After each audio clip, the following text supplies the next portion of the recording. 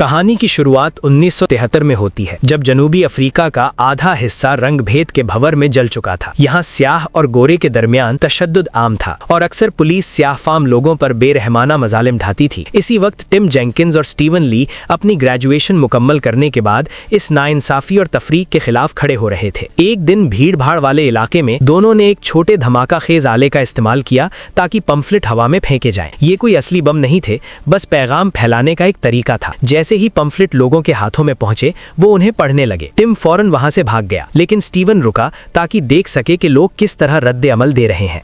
यही उसकी सबसे बड़ी गलती साबित हुई। चंद ही लम्हों में पुलिस वहां पहुंच गई और दोनों को गिरफ्तार कर लिया गया। जेल में टिम से मुलाकात के लिए उसकी गर्लफ्रेंड आती, वो उससे मिलती है और टिम साफ कहता है कि वो अपने काम से इनकार नहीं करेगा और उसे अपने काम पर फख्र है। लड़की उसे कुछ पैसे देती है, फिर उसे चूम कर अलविदा कहती है। अदालत में टिम और स्टीवन पर इल्जाम लगाया जाता है कि उन्होंने बम के जरिए लोगों की जान को खतरे में डाला। हालांकि असली बम तो थे ही नहीं, लेकिन जज, जो खुद सख्त और ताज्जुब वाला गोरा था, गुस्से में कहता है कि उसे इन लोगों से नफरत है जो यकीन रखते हैं कि तमाम इंसान बराबर है। टिम, जो एक मशहूर एहतिजाजी रहनुमा था, को 12 साल कैद की सजा मिलती है और स्टीवन को 8 साल। अदालत में उनके वालिदैन रोते हैं, लेकिन जज उन्हें मुसलसल डांटता रहता है और मुकदमा खत्म कर दिया जाता है। जेल ले जाते वक्त एक पुलिस वाला स्टीवन को हथकड़ी लगाकर कुर्सी पर बिठाता है और अचानक वहां से चला जाता है। स्टीवन की नजर करीब की खुली खिड़की पर पड़ती है। कोई उसे देख नहीं रहा होता। वो इर्द गिर्द देखता है और अगले लम्हे खिड़की से छलांग लगा देता है। नीचे गिरने के बाद उसके पैर में चोट लग जाती है। तब एक पागल पुलिस वाला उस पर गोली चलाने लगा है और नीचे खड़ा दूसरा पुलिस वाला उसे पकड़कर बेरहमी से पीटता है। स्टीवन पूरी तरह जख्मी हो चुका था। बाद में दोनों कैदियों को पुलिस वैन में डालकर खतरनाक प्रिटोरिया जेल ले जाया जाता है। जेल पहुंचते ही वार्डन कैप्टन सनपिल उनसे मिलने आता है, जो पहले से उनके बारे में सब जानता था। लेकिन मुलाकात के बजाय वो उनका तौहीन करना शुरू कर देता है और कहता है, तुमने अपनी ही जात के साथ गद्दारी की है। यूं उनकी असल जेल की जिंदगी शुरू होती है। जेल में सबसे पहले उन्हें कावानीन पढ़कर सुनाए जाते हैं और सख्त तलाशी ली जाती है ताकि कोई हथियार अंदर ना ले जा सके। टिम की नज़र सबसे पहले दरवाजे के सिस्टम पर पड़ती है। ऊपर टावर में खड़े गार्ड नए कैदियों को डराने के लिए अपने खुदकार हथियार दिखाते हैं, जैसे बस गोली चलाने का मौका ढूंढ रहे हो। गार्ड फिर टिम और स्टीवन को अलहदा अलहदा खाली कोठरियों में ले जाते हैं। टिम चुपचाप बैठकर हालिया वाकयात पर गौर करता रहता है। सुबह एक तेज घंटी बजती है और सब कैदी अपनी सेल से बाहर निकलते हैं। वो सब एक साथ मस्जिद की तरफ चलते हैं। टिम थोड़ा शर्मीला होने की वजह से किसी भी मेज के करीब जाने से डरता है। तभी एक कैदी उसके पास आता है और अपने साथ चलने को कहता है। ये कैदी डेनिस गोल्डबर्ग होता है, एक मशहूर सियासी कैदी जो कई साल पहले अपार्थाइड हुकूमत को गिराने की कोशिश में गिरफ्तार हुआ था और अब जेल में उम्र गुजार रहा है। कुछ देर में स्टीवन भी उनके साथ शामिल हो जाता है। टिम और स्टीवन अपनी इज्जत का इजहार करते हैं क्योंकि डेनिस उनके लिए एक लेजेंड है। फिर वो डेनिस को बताते हैं कि वो जेल से भागना चाहते हैं। इसी दौरान एक खौफनाक मंजर सामने आता है। एक स्याह रंग के किचन वर्कर से गलती से सूप गिर जाता है और गार्ड उसे डंडे से बेरहमी से पीटने लगता है। पास खड़े कुछ गोरे कैदी उसकी तकलीफ पर जोर जोर से हंसते हैं। ये मंजर जेल के माहौल को और भी भयानक और खौफनाक बना देता है। अब डेनिस, टिम और स्टीवन के लिए असल चैलेंज शुरू होने वाला है। एक ऐसी कहानी जहाँ उम्मीद अभी भी जिंदा है। स्टीवन टिम से अपने फरार के मंसूबे पर तफसील से बात। वो वाजे करता है कि ये बिल्कुल आसान नहीं होगा। जेल की दीवारें बहुत ऊंची हैं, ऊपर कांटेदार तार लगी हुई है और टावर में गार्ड सर्च लाइट और मशीन गन के साथ हर लम्हा तैयार रहते हैं। अगर कोई फरार की कोशिश करे तो फौरन गोली का खतरा है। सुरंग बनाना भी नामुमकिन है। आखिरकार डेनिस उन्हें समझाता है कि ये बेवकूफाना ख्वाब छोड़ दो, लेकिन पास में खड़ा एक कैदी उनकी बातें सुन रहा था। उसका नाम लेनार्ड फाउंटेन था। वो उनके पास आता है और कहता है, अगर तुम फरार का प्लान बना रहे हो तो मैं भी तुम्हारे साथ चलूंगा। रात हो जाती है।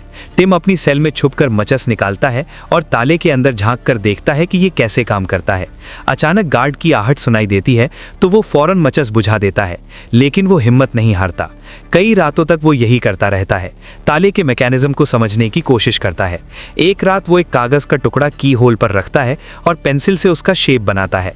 फिर दूसरा कागज दाखिल करके ताले के अंदर के मैकेनिज्म को नोट करता है। अब टिम सिर्फ सोच नहीं रहा था, बल्कि आहिस्ता आहिस्ता फरार का रास्ता बना रहा था। मेस हॉल में लेनार्ड जानबूझकर हंगामा करता है ताकि गार्ड का ध्यान हट जाए और टिम को चाबियां चुराने का मौका मिल सके, लेकिन टिम ये मौका जाया कर देता है।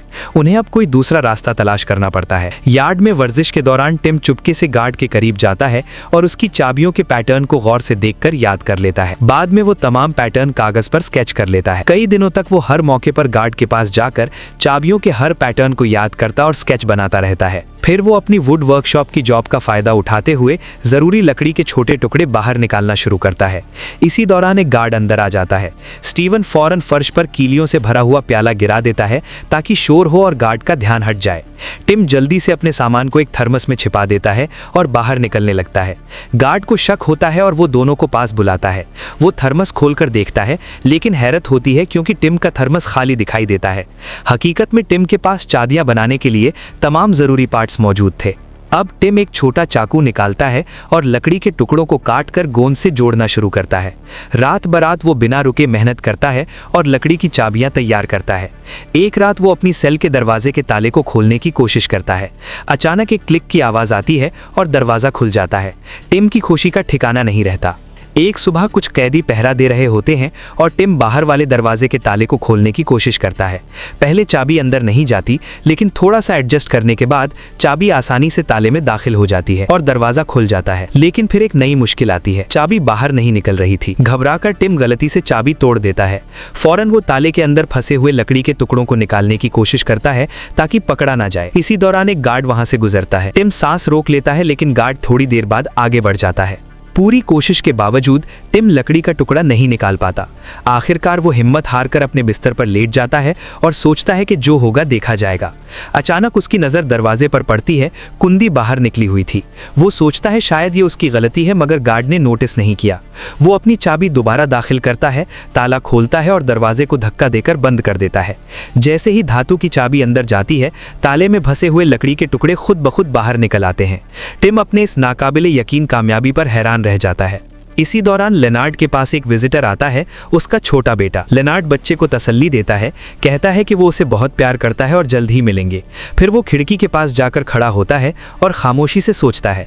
अचानक गार्ड सख्त आवाज से चीखता है क्योंकि लेनार्ड खिड़की के बहुत करीब चला गया था और बच्चे को डर लग जाता है। लड़की की माँ अंदर आती है और बच्चे को ले जाती है। लेनार्ड गार्ड्स पर गुस्से में चिल्लाता है कि उन्होंने उसके बच्चे के साथ गुजारा हुआ वक्त छीन लिया। बाद में वो टिम और स्टीवन को बताता है कि वो जितनी जल्दी हो सके यहाँ से बाहर निकलना चाहते हैं। अब एक नई मुश्किल सामने आती है। बैरोनी दरवाजा सिर्फ बाहर से खुल सकता था, इसलिए तीनों एक अनोखा तरीका सोचते हैं। वो मंसूबा बनाते हैं कि जाली वाली खिड़की से गुजरते हुए तार के जरिए चाबी अंदर डाली जाए, लेकिन इससे सिर्फ चाबी दाखिल हो सकती थी, घूम नहीं सकती थी। तीनों एक खाली सेल में जाकर गौर करने लगते हैं कि इसे कैसे अमली शक्ल दी जाए। इसी वक्त एक गार्ड वहां आ जाता है और उनकी बातों पर कान धर देता है। लेनार्ड उसे देखकर फौरन टिम और स्टीवन को सिग्नल देता और तीनों बात करना बंद कर देते हैं। गार्ड पूछता है, तुम लोग क्या बात कर रहे थे? तीनों कहते हैं कुछ नहीं और सेल साफ करने लगते हैं। इसी दौरान स्टीवन के दिमाग में एक ख्याल आता है। वो कहता है, हम झाड़ू का इस्तेमाल करें। ये इतनी लंबी है कि खिड़की के ताले तक पहुंच सकती है, लेकिन चाबी को घुमाने का मसला अब भी हल तलब था। टिम को जवाब वुड वर्कशॉप में मिलता है। वो एक कैदी को लकड़ी की मैकेनिकल मशीन चलाते हुए देखता है और इसी से ख्याल आता है। टिम एक घूमने वाला लकड़ी का की स्टैंड बनाता है जो असली चाबी की तरह घूम सकता था और उसे झाड़ू के सिरे से जोड़ देता है। हदफ दुरुस्त करने के लिए वो टूथब्रश से जुड़े छोटे आईने का इस्तेमाल करता है। पहली कोशिश में चाबी अंदर नहीं जाती। टिम उसे थोड़ा दुरुस्त करता है और दोबारा कोशिश करता है, लेकिन फिर भी नाकाम रहता है और चाबी जमीन पर गिर जाती है। फौरन वो चिपकने वाली गम लेकर चाबी झाड़ू के सिरे पर चिपकाता और लकड़ी की चाबी उठा लेता है। रात भर टिम मेहनत करता रहता है। सुबह वो बाकी दोनों को बताता है कि पूरी रात लग गई, लेकिन आखिरकार दरवाजा खुल जाता है। तीनों चाबियां एक जार में रखकर बाग में दफना देते हैं।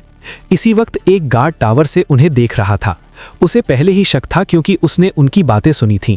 वो स्टीवन के पास आता है और बैग चेक करने को कहता है, लेकिन कुछ नहीं मिलता। फिर वो टिम की तरफ बढ़ता है। टिम फौरन जार दफनाने के लिए दौड़ता है और गार्ड से कहता है, बस बागबानी के बारे में बात कर रहे थे। गार्ड मान जाता है और चला जाता है, लेकिन डेनिस गोल्डबर्ग ये सब देख रहा था।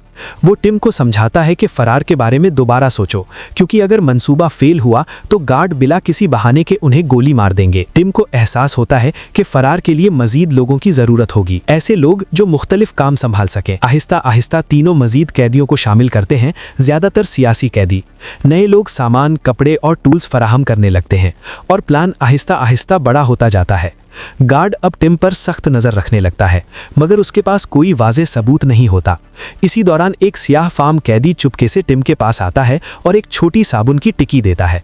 मौका मिलते ही टिम चाबियों के शेप साबुन पर मुंतकिल करता है और उसे कूड़े के डब्बे के नीचे छुपा देता है ताकि किसी को शक न हो। कुछ वक्त बाद गार्ड टिम की सेल में आता है, उसे नया चश्मा देता है और हंसकर कहता है कि जिस सियाह फार्म कैदी ने मदद की थी उसने फरार की कोशिश की और गार्ड्स ने उसे गोली मार दी। ये सुनकर टिम के अंदर गुस्सा उबलता है, लेकिन वो खुद को काबू में रखता है क्योंकि एक छोटी सी गलती जान ले सकती थी। इसके बाद टिम और लेनार्ड फरार की मशक शुरू करते हैं।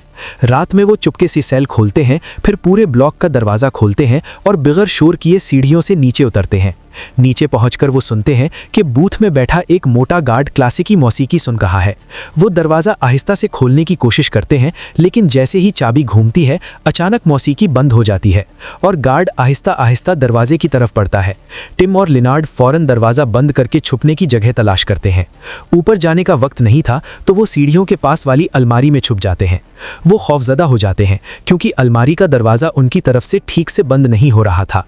गार्ड सीढ़ियों की तरफ आता है, कुछ बड़बड़ाता है और फिर ऊपर चला जाता है।